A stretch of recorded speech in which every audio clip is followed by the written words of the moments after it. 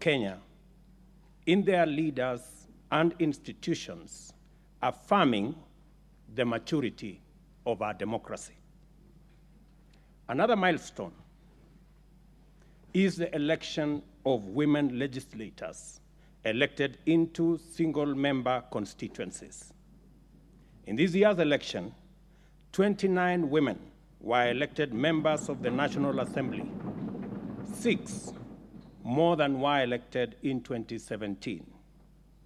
This is a manifestation of the growing confidence in the contribution of women leadership in decision-making, in our governance, and in our political institutions.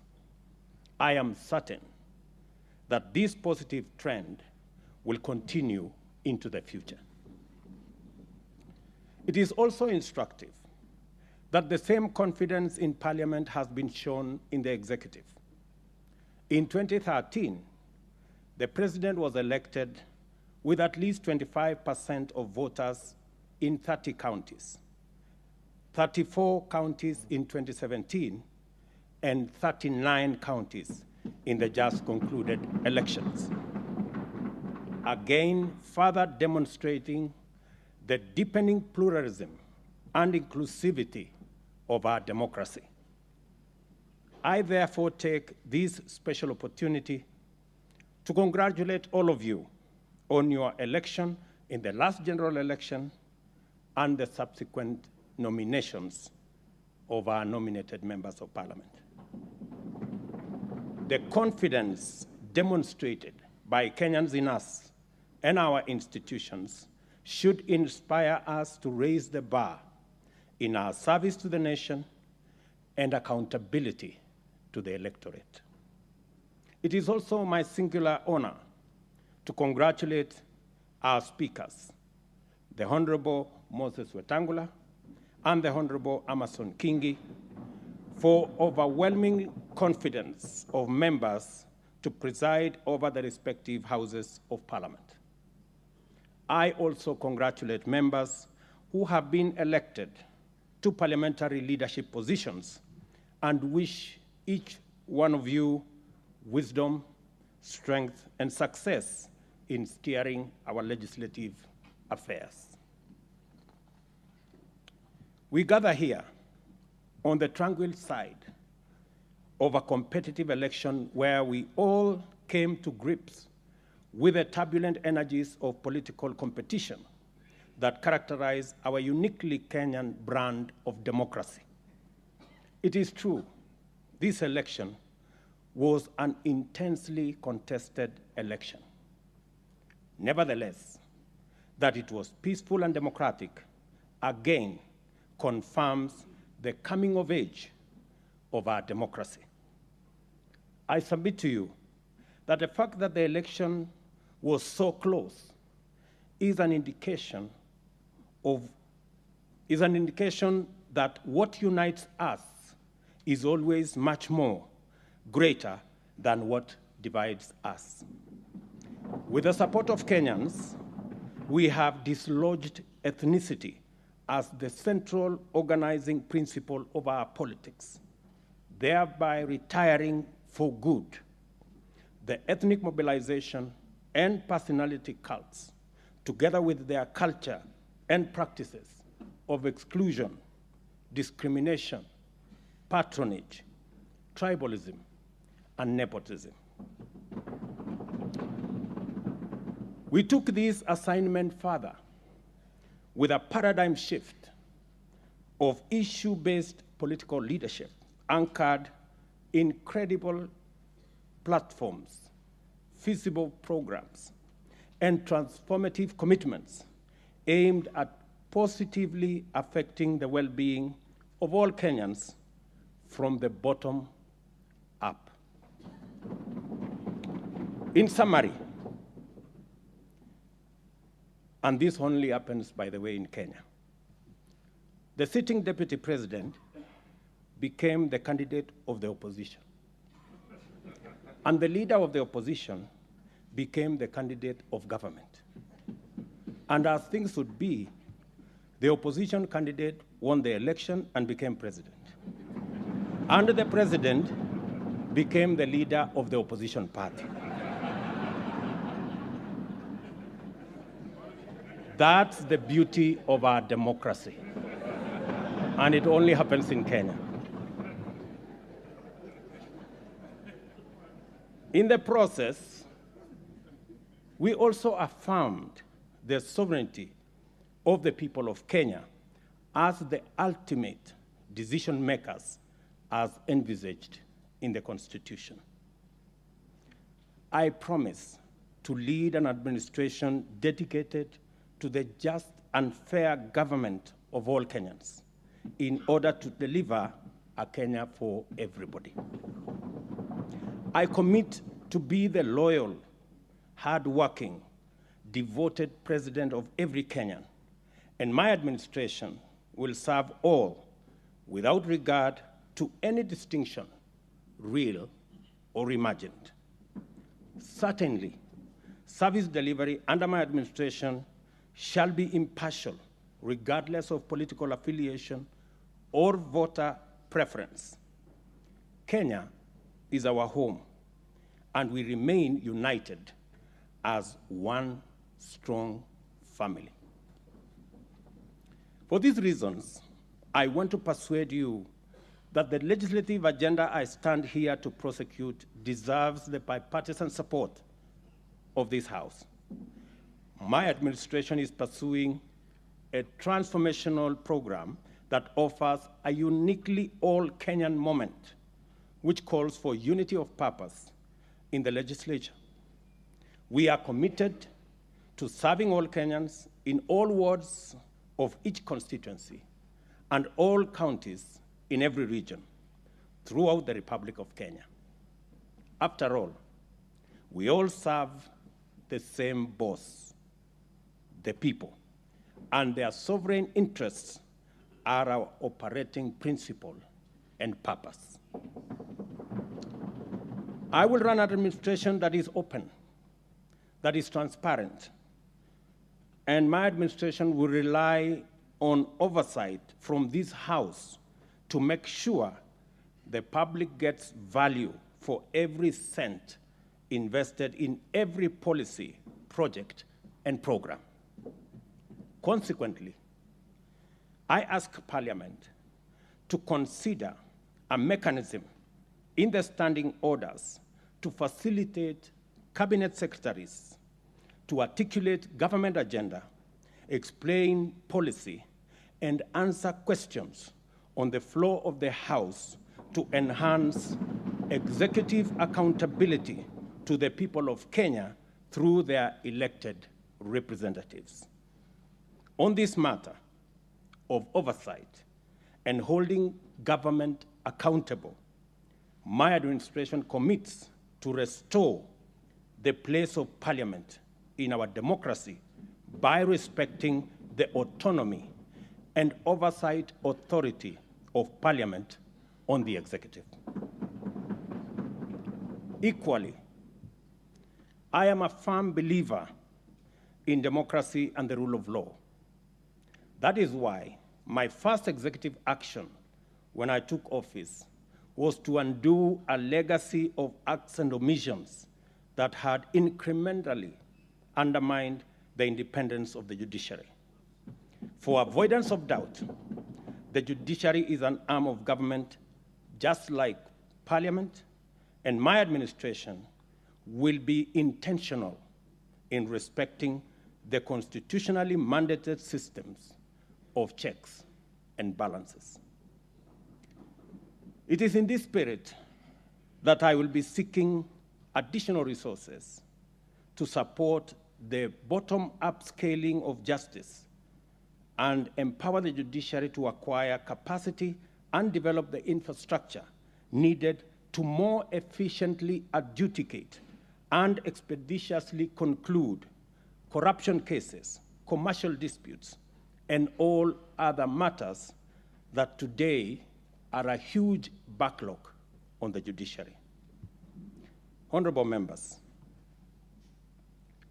to implement the pledges and commitments set out in our plan, my administration is committed to investing in the requisite enablers and infrastructure to provide a sound foundation for its execution. These are interventions intended to create a conducive environment for effective, efficient, and sustainable realization of our national transformation. We are on a mission to dramatically scale up productivity in agriculture and make sure that every Kenyan farmer, fisherman, and pastoralist contributes to sustainable economic growth by contributing to adequate and affordable food, generating greater incomes, and producing the raw materials required by the agro-industrial and manufacturing value chains. This will boost Kenya's export performance and create millions of jobs. Consequently, we have been deliberate in our efforts to restore sanity and introduce greater responsibility in the management of public resources. One significant intervention is the resolve to abandon consumption subsidies in favor of supporting and investing in production. This is why we have made available fertilizer to our farmers at cheaper rates of 3,500 per 50 kilogram bag, down from 6,500. We are exploring further mechanisms to bring these prices down. We have an obligation to redeem our pledge to our small traders, the hawkers, the mamambogas, the bodabodas, that every person who sells any good or service gets to work and earns a decent livelihood enough to place them on the path to wealth through saving and investment. The hustler economy has to flourish and form the foundation of broader economic transformation while catalyzing the widening of the national revenue base. Our agenda here is to take necessary measures to create an enabling environment for business people to thrive and decriminalize enterprise. Affordable credit makes a huge difference in the rate of business growth. Access to affordable credit is like a magic formula. The current Credit Reference Bureau approach of blacklisting debtors is zero-sum, punitive, and has arbitrarily locked millions of business out of the credit system. It is time to shift the formula to a credit scoring system which allows lenders to apply customer segmentation and at the same time end the stigma of blacklisting. We have held productive conversations with operators of the Fuliza and M-Shwari platforms on the modalities of reducing their lending rates. I am happy to report today that yesterday, our engagement finally culminated in undertaking by the platform operators to reduce the cost of credit by 50%, and this is a significant step towards unlocking billions of shillings needed to spur economic activity by once again expanding financial inclusion. My administration will allocate resources every year to the Hustler Fund, from which micro, small, and medium enterprises can access affordable credit to start and expand their businesses. I promised yesterday that we will leverage on technology in the management and disbursement of these funds. And shortly, we will be bringing to this House the legislation and the regulatory framework to operationalize this fund. There is tremendous opportunity for this House to fully take up its role in resolving the systemic issues of limit to access affordable homes and affordable financing. This administration will unlock housing for the nation by doing a couple of interventions. Number one, we will work on the provision of land for affordable housing, both public and private. And number two, we will provide access to affordable and stable financing for those engaged in social, affordable housing across the country. These two measures will allow us to undertake mass housing production and thereby shape our approach to urban development and spatial planning, which, unlike before, will deliver sustainable and inclusive human settlement. I also wish to express our intention to bring to this House legislative proposals to provide a framework for a housing offtake plan, which will create incentives for developers to invest more money into our housing strategy and on the strength of guaranteed offtake of completed units. To actualize the enabling infrastructure, we intend to take the following steps. A public-private partnership funding framework is envisaged for large capital projects. In order to achieve our target of raising access to water from the current 60% to 80%, Kenya shillings 500 billion is required. Government can provide this gradually, but the private sector can mobilize it all at once. We will thus adopt a public-private partnership framework by entering into water purchase agreements with investors.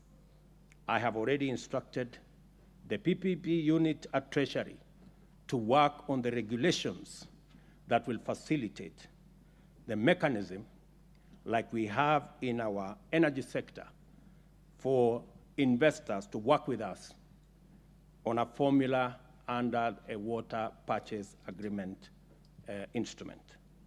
This way, we will achieve water for all in less than a decade. Concerning electricity, we shall facilitate the development of innovative and effective modalities to provide better off-grid systems, including enabling consumers to form small cooperatives for that purpose. And in health, we are bound by duty to take measures to make universal health coverage a reality and liberate Kenyans and their families from the threat of harrowing poverty that stalks them every time a family member falls seriously ill. In our plan, and through your support, we will restructure our primary health system so that we put more resources into promotive, preventive, and early diagnosis.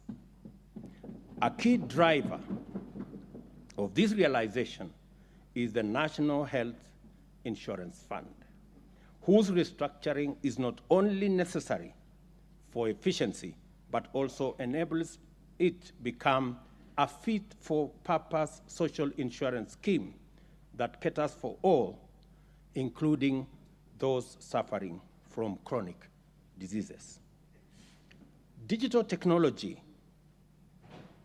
has become a critical player in economic growth. We will capitalize on existing technology and innovation in the public and private sector to distribute the Hustler Fund as promised in our plan.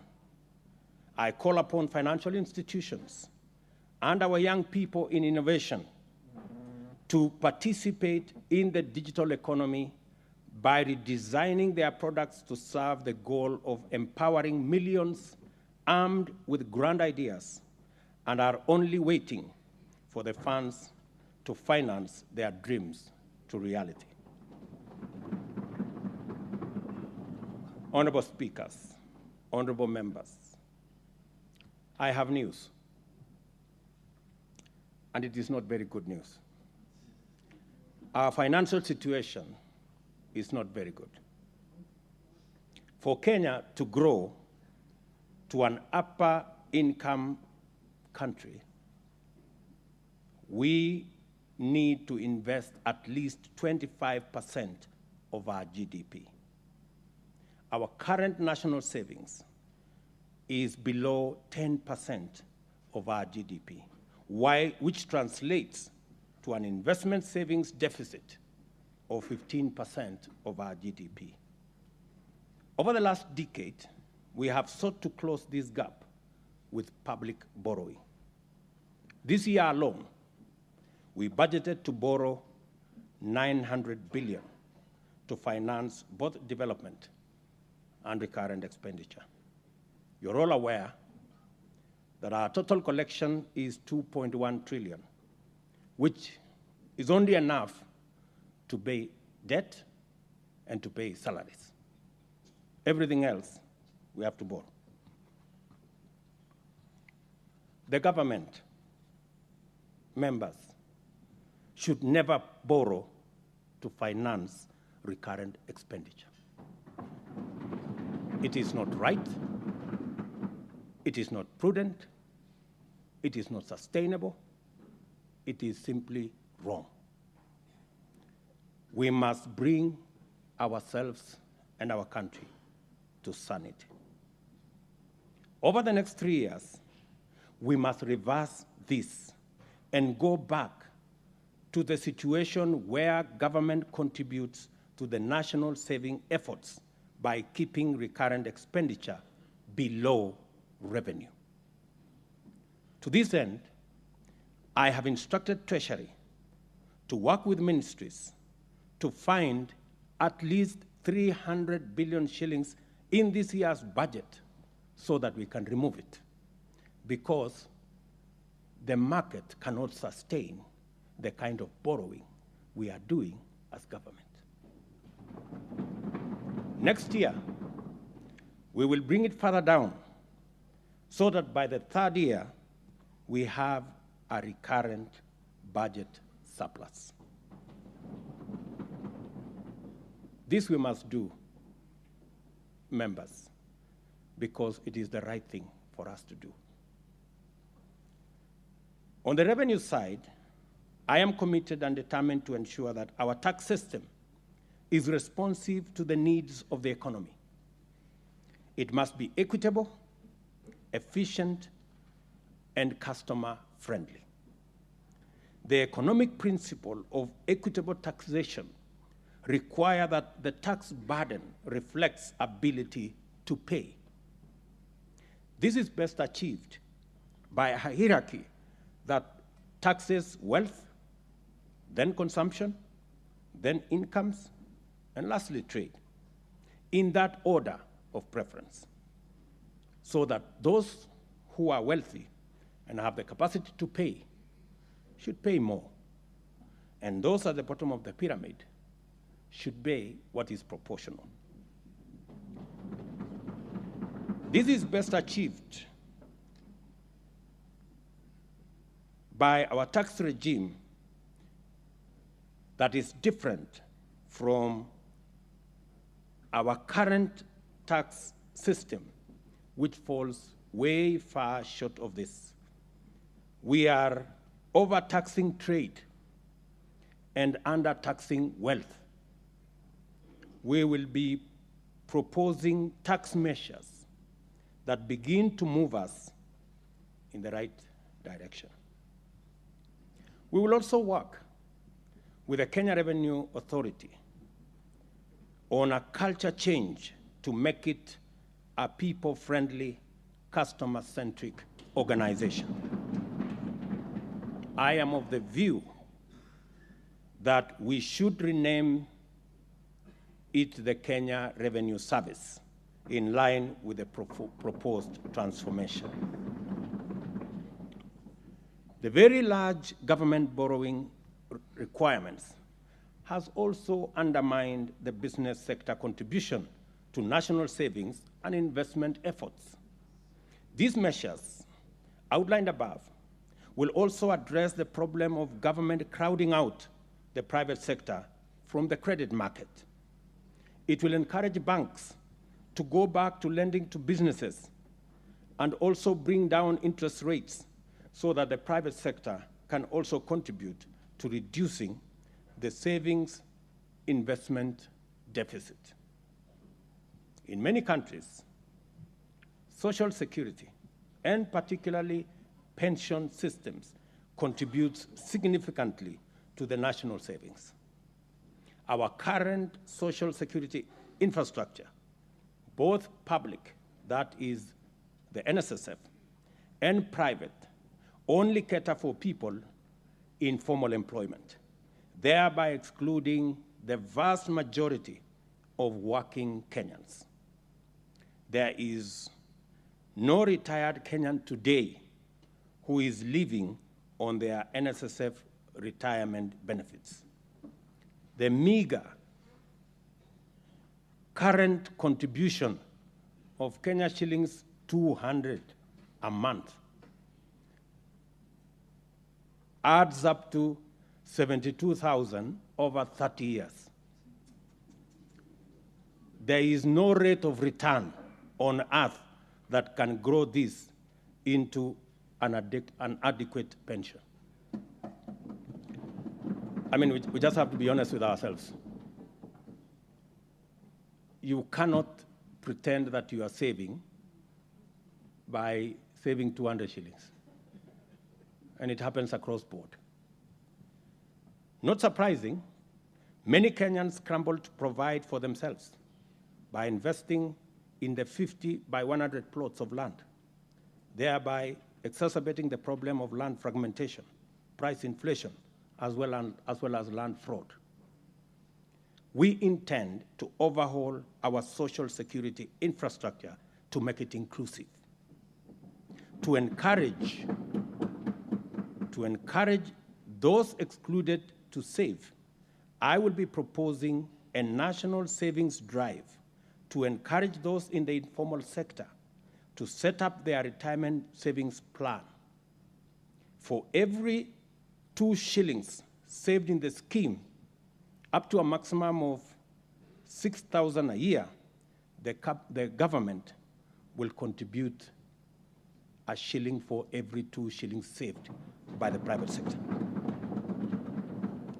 Meaning that every Kenyan who will save 6,000 a year, the government of Kenya will give them 3,000 shillings. As part of the response to the ongoing drought, we have embarked on distribution of relief supplies to 3.5 million Kenyans who are affected by drought in 23 arid and semi-arid counties. The ultimate solution to the drought cycle in our country is mitigation of climate change and its adverse effects. We must act urgently to keep global heating levels below 1.5 degrees centigrade, help those in need, promote the use of renewable energy, and thus end addiction to fossil fuels. Honorable members, I know the contribution to the National Government Constituency Development Fund has made in making life better for our citizens. Having served in Parliament for 15 years, before and after the establishment of the National Government CDF, I know the difference it makes is monumental. I believe there is a way CDF can be aligned to the tenets of the Constitution.